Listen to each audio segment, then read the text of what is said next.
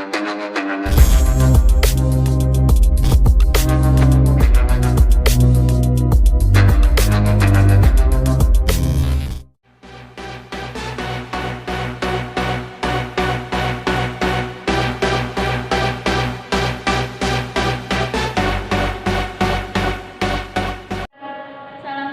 warahmatullahi wabarakatuh. Perkenalkan, nama saya Usman Lima. Saya di kelas 10 SMA Terpadu dan Sertifikat. Sini saya akan menjelaskan tentang pengertian ilmu ekonomi. Kata ekonomi berasal dari bahasa Yunani, yakni eukonomia, artinya manajemen rumah tangga. Asal katanya adalah oikos dan nomos. Oikos berarti keluarga atau rumah tangga, dan nomos yang berarti peraturan, aturan, atau hukum.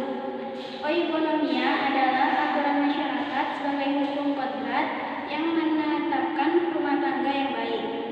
Ekonomi berkaitan dengan bagaimana rumah tangga menggunakan dana terbatas dengan hati-hati. Ketika manajemen rumah tangga diterapkan dalam pengelolaan ekonomi, muncullah ekonomi. Pemikiran Yunani tentang ekonomi ini dikembangkan para ahli untuk mendefinisikan ilmu ekonomi antara lain berikut ini. Yang pertama, Adam Smith mengatakan bahwa ekonomi ialah menyelidikkan tentang keadaan dan sebab adanya kekayaan negara.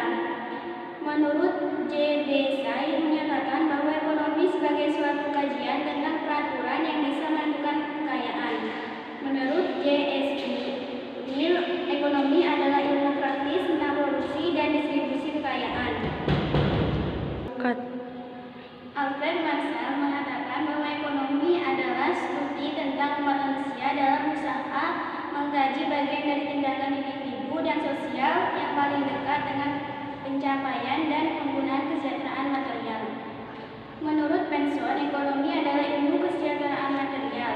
Menurut Lionel Robbins mengatakan bahwa ekonomi adalah ilmu yang mempelajari perilaku manusia sebagai kaitan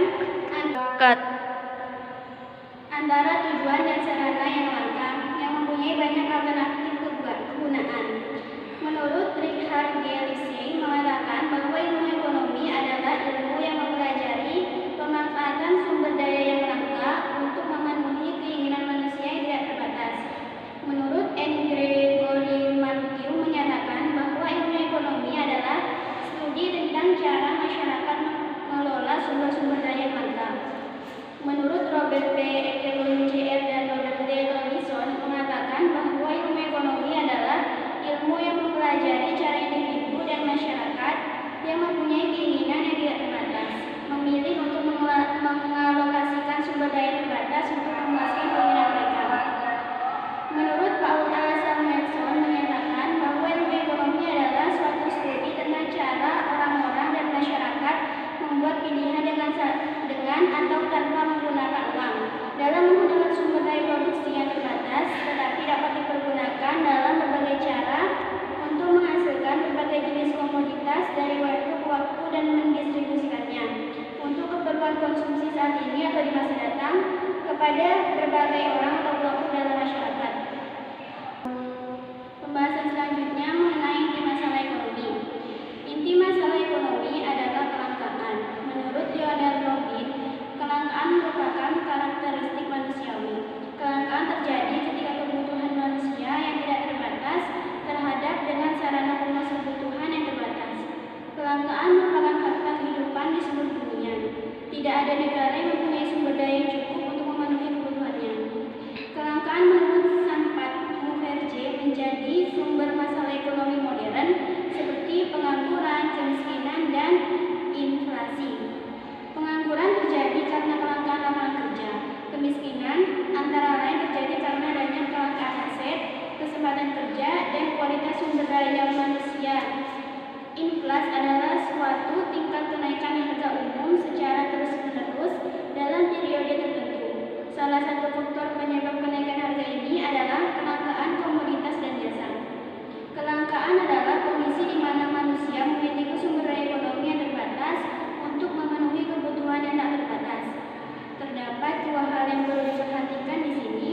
Pertama adalah sumber daya ekonomi bersifat terbatas, dan yang kedua adalah pemenuhan kebutuhan sumber daya ekonomi Kelangkaan semakin nyata ketika kita ingin memanfaatkan sumber daya ekonomi, seperti sumber daya alam, tenaga kerja, modal, dan keterampilan kewirausahaan. Kelangkaan menunjukkan hubungan antara berapa banyak sesuatu itu ada dan berapa banyak yang diinginkan.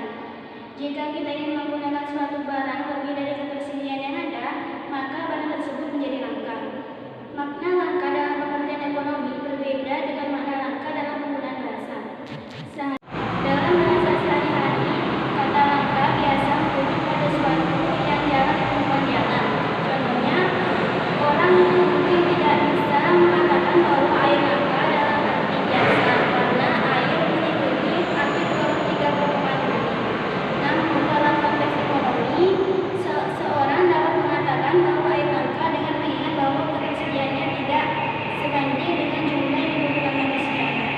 Kelangkaan dapat disebabkan oleh beberapa hal, antara lain adalah sebagai berikut. Yang pertama, keterbatasan benda, pemenuhan kebutuhan di alam.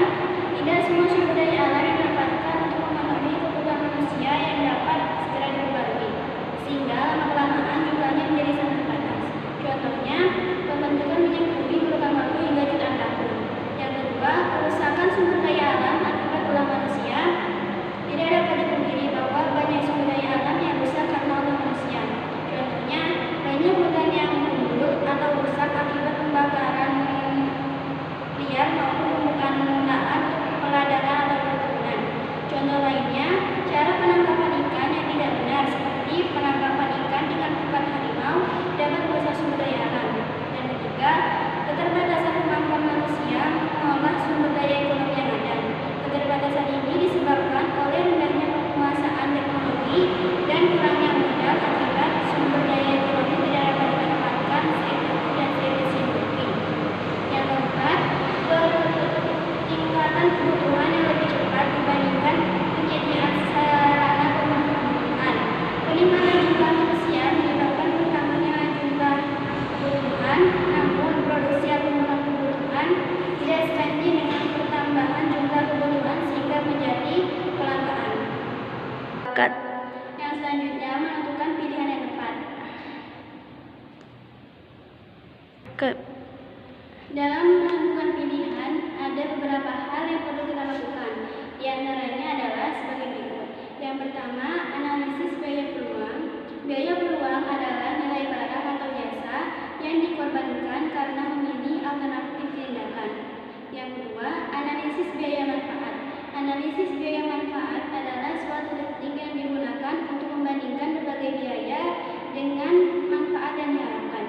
Yang ketiga, mengidentifikasi faktor pendorong kegiatan ekonomi dalam menentukan pilihan. Kita hendaknya mempertimbangkan apakah motifnya berasal dari dalam diri atau dari luar diri, seperti pengaruh lingkungan atau iklan. Yang keempat, menyadari trade-off. Trade-off adalah situasi ketika seseorang harus membuat keputusan untuk memilih suatu hal dengan mengorbankan hal lain dengan alasan ekonomis. Yang kelima, berpegang pada prinsip ekonomi. Prinsip ekonomi adalah prinsip tindakan dengan pengorbanan tertentu untuk mendapatkan hasil sebesar-besarnya, atau tindakan dengan pengorbanan sekecil-kecilnya untuk mendapatkan hasil tertentu. Dalam kegiatan konsumsi, ada beberapa prinsip yang mendasari pilihan konsumen. Prinsip tersebut antara lain adalah sebagai berikut. Yang pertama, pendapatan yang terbatas mengharuskan pemilihan. Oleh karena penghasilan kita terbatas, maka kita harus memilih barang apa yang akan dan tidak akan kita beli. Yang kedua, konsumen membuat keputusan dengan mempertimbangkan alternatif. Jika biaya dua produk sama, konsumen akan memilih produk dengan manfaat terbesar. Sebaliknya, jika dua produk memiliki manfaat yang sama, konsumen akan memilih produk dengan harga termurah. Yang ketiga, konsumen harus membuat keputusan tanpa informasi sempurna, tetapi pengetahuan dan pengalaman akan membantu. Contohnya, suatu ketika seseorang membeli es krim yang ternyata rasanya tidak enak. Pengalaman itu memberinya informasi untuk tidak lagi membeli es krim di tempat itu. Yang keempat, terjadinya hukum nilai guna marginal, yaitu ketika jumlah konsumsi meningkat.